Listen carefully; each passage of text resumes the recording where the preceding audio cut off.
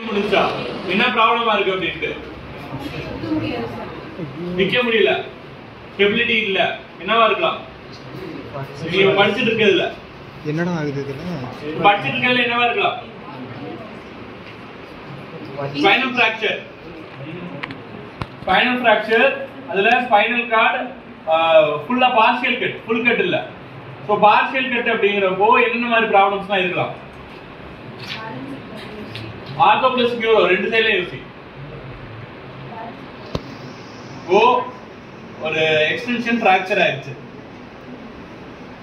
கீழே விழுந்து பின்னாடி விழுந்து அடிபட்டுருச்சு இவருக்கு. இப்ப இந்த பையன் பாத்தீங்க இல்லையா, அந்த பையன் வந்து கிட்டத்தட்ட 13 வயசு, அவர் பேர் தேவதேவேந்திரன். அவருக்கு கீழே விழுந்து 10th எக்ஸாம் எழுத போறப்போ கீழே விழுந்து பின்னாடி அடிபட்டுச்சு. படிக்கட்டு ஏறாரு, வழுக்கி விட்டு பின்னாடி அடிபட்டுச்சு. ஸோ கிட்டத்தட்ட ஒரு T6 T7 லெவல்ல ஸ்பைனல் ஃபிராக்சர். ஸ்பைனல் ஃபிராக்சர்ல ஸ்பைனல் கெனால் வந்து பின்னாடி தான் அடிபடும். அப்போ கரெக்டா ஸ்பைனல் ஃபிராக்சர் ஆகுறப்போ பின்னாடி என்னென்ன ட்ராக்ஸ்லாம் வருது?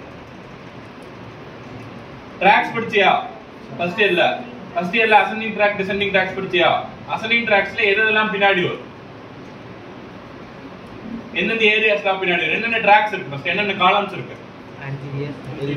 ஆன்டீரியர் காலம், போஸ்டீரியர் காலம், லேட்டரல் காலம். இதுல மூணுலயுமே பின்னாடி ஒரு பார்ட் வரும். சோ சென்சரி ஃபர்ஸ்ட் கட் ஆகும். சோ பார்ஷியல் கட் அப்படிங்கிறப்போ ஃபுல்லா இருக்காது, ஏதோ கொஞ்சம் சென்சரி இருக்கும், கொஞ்சம் சென்சரி டிஸ்ஃபங்க்ஷன்ஸ் இருக்கும். அடுத்து T6 T7 லெவல்ல போறப்போ T6 T7 லெவல்ல என்ன பிரச்சனை வரும்? என்னென்ன மசில் அங்க வரைக்கும் இருக்கு? மயோட்டோம், டெர்மட்டோம் பத்தி தெரியுமா? மயோட்டோம்னா என்ன, டெர்மட்டோம்னா என்ன? ஒரு பர்టిక్యులர் குரூப் ஆஃப் மசில்ஸ், ஒரு particular group of spinal root வந்து ஒரு மசிலுக்கு வந்து சப்ளை பண்ணுது அப்படின்னா அது மயோட்டோம். இப்போ C6 வந்து எங்க சப்ளை பண்ணுதோ தட்ஸ் a மயோட்டோம். இப்போ அடுத்து டெர்மட்டோம் அப்படின்னா particular spinal root which supplies for a particular part of skin, அது வந்து டெர்மட்டோம். இப்போ அந்த மயோட்டோம் டெர்மட்டோம் தெரிஞ்சு அப்படின்னா இப்போ இது எந்த மயோட்டோம்ல வரும் அப்படின்னு கண்டுபிடிச்சிட்டு அது கீழே இருக்க மசில்ஸ்லாம் நமக்கு ஒர்க் ஆகாது. இப்போ இந்த T6 லெவல்ல நமக்கு ரெஸ்பிரேட்டரி டிஸ்ஃபங்க்ஷன் வருமா? வரும். T6 லெவல்ல ரெஸ்பிரேட்டரி டிஸ்ஃபங்க்ஷன் வருமா வராதா? வரும். ஃபுல்லா வருமா இல்ல ஓரளவு மேனேஜபிளா இருக்கும்? மேனேஜபிளா இருக்கும். எங்க டயப்ரமோட ஆரிஜின் இருக்கு? டயப்ரமோட நர்வ் ரூட் எங்க இருக்கு? C3 C2 லெவல் அடிபட்டுச்சுன்னா டயப்ரம் அடிபடும். நெக்ல சர்விக்கல் லெவல்ல விப்ளாஷ் இன்ஜரி, என்னென்ன இன்ஜரிஸ் படிச்சிருக்க? ஸ்பைனல் ஃபிராக்சர்ஸ்ல விப்ளாஷ் இன்ஜரி படிச்சிருக்கியா? கார் ஓட்டிட்டு போறப்போ முதல்ல எங்க வரும் அந்த ஏர் பேக்? தலையை காப்பாத்துறதுக்கு தான் வரும். சோ தலை முன்னாடி போய் அடிச்சுன்னா விப்ளாஷ் இன்ஜரி இங்கே அடிபடும். சரியா? கார் டேஷ்போர்ட் இன்ஜரி மாதிரி. கார்ல இதுக்குன்னே தனியா ஒரு ஃபிராக்சர்ஸ் இருக்கு. கார்ல அடிபடுறப்போ ஃப்ளெக்ஷன் ஃபிராக்சர்ஸ், எக்ஸ்டென்ஷன், அது படிச்சியா? ஃப்ளெக்ஷன் ஃபிராக்சர்ஸ், எக்ஸ்டென்ஷன் ஃபிராக்சர்ஸ் அதெல்லாம் படிச்சு இல்லையா? அதுல இது ஒரு type of fracture, extension fracture.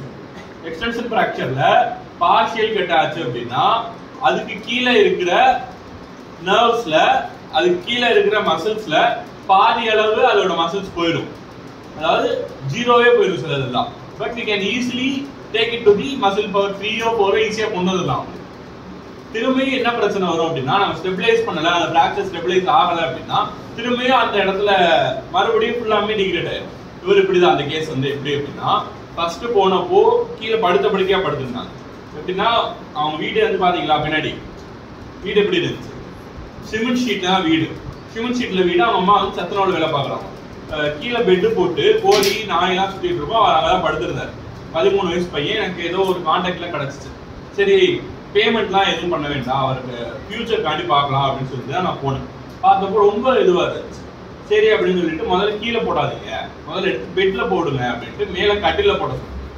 கட்டில பெட் எடுத்து போடுறப்போ we can எந்திரிக்கிறதுக்கு ஒரு சான்ஸ் கொடுக்குறோம்.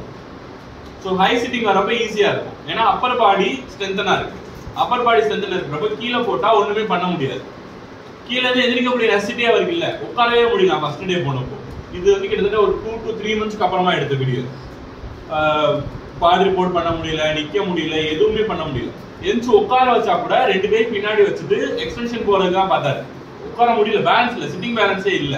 ஒரு 1 year அப்படியே போட்டிருக்காங்க. இதனால என்ன ஆயிருக்கு அப்படின்னா டயபெட்டிஸ் வந்துருக்கு. டயபெட்டிஸ்னால பிட்ஸோட வந்திருக்கு.